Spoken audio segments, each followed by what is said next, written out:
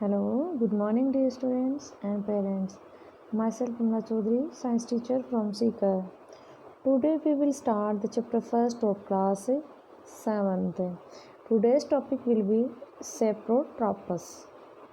So let's start the Saprotropus. You might have seen packets of mushroom sold in the vegetables market. हम बात करें कि सेप्रोट्रोपस क्या होता है, तो आप देखते हो मार्केट के अंदर मशरूम वगैरह हैं, वो एज ए वेजिटेबल फॉर्म में क्या होते हैं, सेल होते हैं. You may have also seen fluffy umbrella like patches growing in most soils और the rotting wood during the rainy season. हम बात करें कि सेप्रोट्रोपस होता क्या है. सेप्रोट्रोपस क्या एक फ्लफी सा होता है, यानी फ्लफी सा जो अम्ब्रेला लाइक स्ट्रक्चर होती है, उसके ऊपर पैचेज होते हैं जो ग्रो करता है मॉइस्चर में या सॉइल पे या अदर जो डेड रिमेनिंग सब्सटेंस है उनके ऊपर. उसको हम क्या कहेंगे, सेप्रोट्रोपस कहेंगे. अब सेप्रोट्रोपस क्या होता है, ज़्यादातर रेनी सीजन में होता है. Let us find out the type of nutrients they need to survive and from where they get them. अब सेप्रोट्रोपस प्लांट की बात करें, जो मशरूम वगैरह होते हैं, आप मार्केट में देखते हो कि एज ए वेजिटेबल की तरह सोल्ड होते हैं, बिकते हैं भी हैं और हम यूज़ भी करते हैं. अब वो होते हैं, वो डेड डिकेइंग जो प्लांट्स होते हैं उनके ऊपर क्या ग्रो करते हैं. उनको जो न्यूट्रिशन होता है वो कहाँ से मिला है, डेड और डिकेइंग सब्सटेंस होते हैं वहाँ से मिलता है, और वो अम्ब्रेला स्ट्रक्चर का फॉर्मेशन करते हैं, उसके ऊपर पैचेज भी ग्रो होते हैं. ठीक है, तो यहाँ हम बात करें सेप्रोट्रोपस की, तो इनको कौन कौन से न्यूट्रिएंट्स की रिक्वायरमेंट होती है, कहाँ कहाँ से ये फुलफ़िल करते हैं. तो इसके लिए अगर बात करें तो बहुत सारे प्लांट लीव वगैरह होती हैं जो रेनी सीजन के अंदर क्या है, डेड और डिकेइंग हो रही होती है, उनके ऊपर किन की ग्रोथ हो जाती है, मशरूम वगैरह की ग्रोथ हो जाती है. उसको हम क्या कहेंगे, सेप्रोट्रोपस कहेंगे. एक एक्टिविटी के थ्रू हम समझते हैं कि सेप्रोट्रोपस होते हैं वो कैसे न्यूट्रिशंस लेते हैं और कहाँ से लेते हैं. हम एक घर में एग्जांपल और भी देखते हैं. रेनी सीजन के अंदर जो हम खाना बनाते हैं तो हम जो चपाती रखते हैं उसके ऊपर क्या होता है, जो ग्रीन ग्रीन और ब्राउन ब्राउन कलर के पैचेज बन जाते हैं. वहाँ पर कोई सेप्रोट्रोपस प्लांट होता है, वो क्या करता है, ग्रो करता है. और जब वो ग्रो कर रहा होता है तब तो ग्रीन कलर का होता है, जब ग्रोथ करके वो उसका मेच्योरेशन हो जाता है तब वो ब्राउन कलर का हो जाता है.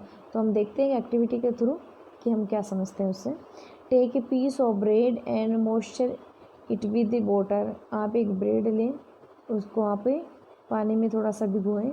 Live in the most warm place for 3 days और until fluffy patches appear on them.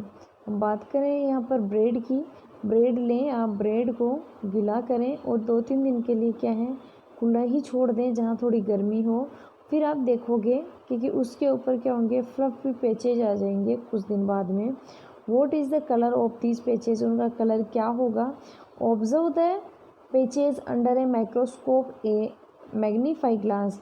आप उन पैचेज को अगर देखेंगे या तो आप माइक्रोस्कोप के थ्रू या मैग्नीफाई ग्लास के थ्रू देखते हो तो क्या दिखता है. Write down your observation in the notebook. आप जो देख रहे हो इनकी जो हेल्प्स हैं वो आप अपनी नोटबुक में राइट भी करें, यानी जो आपका ऑब्जर्वेशन होगा उसको देख के कि आपको क्या दिखेगा उसके अंदर, उसको आप ऑब्जर्वेशन करें.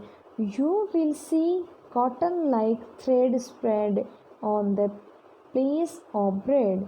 अब जो है, जो ब्रेड का आपने पीस लिया है उसके ऊपर क्या कॉटन लाइक स्ट्रक्चर होगी जो धागे की तरह पड़ी है इधर उधर, वो आपको दिखेगा. These organism are called fungi. हम बात करें इस ऑर्गेनिज्म को क्या कह सकते हैं, फंजाई कहते हैं. यानी कि आपके घरों में जो होने वाला जो सेप्रोट्रोपस प्लांट है जो ग्रो करता है इजीली रेनी सीजन में, वो क्या है कि फंजाई है. अगर आप उसको यूज़ करते हो एज ए फूड तो वो आपको क्या कर सकता है, परेशान कर सकता है, यानी आपका जो डाइजेशन है वो गड़बड़ा सकता है. हाँ, उससे कई बीमारियां भी हो जाती हैं, जैसे कि फूड पॉइजन हो गया. डायरिया भी हो गया। तो ऐसा फूड लेने से क्या है कि प्रॉब्लम हो सकती है। They have a different mode of nutrition, उनका जो न्यूट्रिशन लेने का जो तरीका है वो थोड़ा डिफरेंट है। They absorb the nutrients from the bread, ये अपना जो न्यूट्रिशन है वो कहाँ से ऑब्टेन करते हैं, ब्रेड से ऑब्टेन करते हैं। This mode of nutrition in which organism take a nutrient from dead and decaying matter is called a saprotrophic nutrition. अब यहाँ क्या होता है कि जो सेप्रोट्रॉपिक न्यूट्रिशन है उसको क्या कहते हैं, यानी कि सेप्रोट्रॉपिक न्यूट्रिशन क्या होता है, जो ऑर्गेनिज्म डेड और डिकेइंग सब्सटेंस से अपना जो न्यूट्रिशन जो लेते हैं उस न्यूट्रिशन को क्या कहेंगे, सेप्रोट्रॉपिक न्यूट्रिशन। सेप्रोट्रॉपिक न्यूट्रिशन कौन लेता है, who is take the saprotrophic nutrition, तो देन आंसर आता है सेप्रोट्रोपस प्लांट्स। यहाँ बात करें such organism which saprotrophic mode of nutrition are called saprotrophs, जो ऑर्गेनिज्म सेप्रोट्रॉपिक न्यूट्रिशन लेते हैं यानी सेप्रोट्रॉपिक मोड का जो न्यूट्रिशन लेते हैं उनको हम क्या कहते हैं, सेप्रोट्रोपस कहते हैं। अब बात करें फंजाई की, fungi also grow on pickle. आप देखते हो फंजाई है पिक्कल के ऊपर भी लगती है। आप देखते हो पिक्कल का कोई बीकर है या कैन है, उसको आप उस टाइम के लिए क्या है 2 या 3 दिन के लिए खुला छोड़ दो, वहाँ आप देखोगे वहाँ पर फंजाई है यानी कि कॉटन लाइक स्ट्रक्चर है वो आपको वहाँ पर मिलेगी।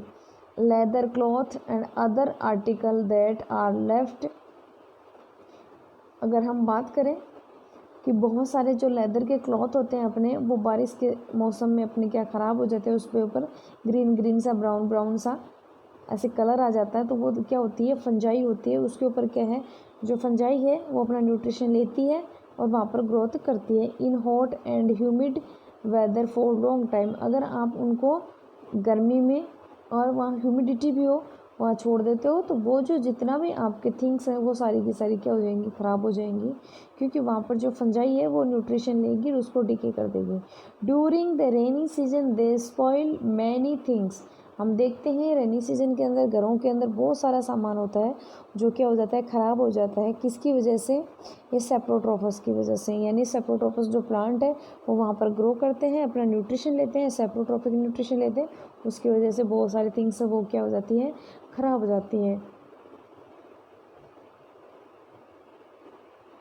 The fungi spores are generally present in the air. अब यहाँ हम बात करें कि रेनी सीजन के अंदर ये आते कहाँ से हैं, तो मेनली यहाँ पर ये बात है कि जो फंजाई के जो स्पोर्स होते हैं जनरली एयर के अंदर ही प्रेजेंट होते हैं। जहाँ ही उनको न्यूट्रिशन दिखता है वहीं ये अपना ग्रोथ करना स्टार्ट कर देते हैं, और स्टार्ट करके फिर इनका मेच्योरेशन टाइम भी बहुत शॉर्ट होता है, और फिर मेच्योर होके फिर इनके जो स्पाउर होंगे फिर एयर के अंदर क्या होंगे, स्प्रेड हो जाएंगे। ऐसे फंजाई है जनरली क्या एयर के अंदर स्प्रेड ही होती है। फिर बात करें the fungi spore are generally present in the air when they land on wet and warm things they germinate and grow. वहाँ से वो क्या करते हैं, जो गीले जो सब्सटेंस वगैरह जहाँ गर्मी भी होती है वहाँ पर वो लैंड करते हैं और वहाँ पर जर्मिनेट हो जाते हैं। ऐसे हम बात करें कि अगर उनको फेवरेबल कंडीशंस नहीं मिलती है तो वो एयर के अंदर क्या है, स्प्रेड रहते हैं, यानी एज ए नॉन लिविंग की तरह बिहेव करते हैं। जैसे उनको फेवरेबल कंडीशन मिलती है वैसे ही वो क्या करना, ग्रोथ करना स्टार्ट कर देते हैं। अब अगर बात करें कि आप अपने घरों के अंदर जो थिंग्स हैं उसको आप कैसे बचा सकते हो। Some organism live together the share both shelter and nutrition. कई बार कुछ एनिमल्स ऐसे होते हैं यानी प्लांट्स ऐसे होते हैं या ऑर्गेनिज्म ऐसे होते हैं जो क्या करते हैं, साथ में रहते हैं, साथ में न्यूट्रिशंस को भी शेयर करते हैं, यानी फूड को भी शेयर करते हैं, शेल्टर को भी शेयर करते हैं। This relationship is called symbiosis. इस रिलेशनशिप को हम क्या कहेंगे, सिम्बायोसिस कहेंगे। सिम्बायोसिस के अंदर क्या है, कमेंसलिज्म एक ही बात है। सिम्बायोसिस का मीनिंग यहाँ पर ये होता है कि दो ऑर्गेनिज्म एक साथ रहते हैं और शेयर करते हैं शेल्टर और न्यूट्रिशन का, जिसमें दोनों को ही क्या होता है, बेनिफिट होता है। एक शेल्टर को एक शेल्टर प्रोवाइड करवाता है, एक न्यूट्रिशन प्रोवाइड करवाता है। एक के पास शेल्टर नहीं होता, एक के पास न्यूट्रिशन नहीं होता। तो ये सिम्बायोसिस प्रोसेस के थ्रू क्या है, एक दूसरे की हेल्प करते हैं और एक दूसरे को क्या बेनिफिट पहुंचाते हैं। फॉर एग्जांपल हम बात करें, सर्टेन कुछ फंजाई वगैरह होती हैं live inside the roots of plants, जो प्लांट की रूट्स में रहती है।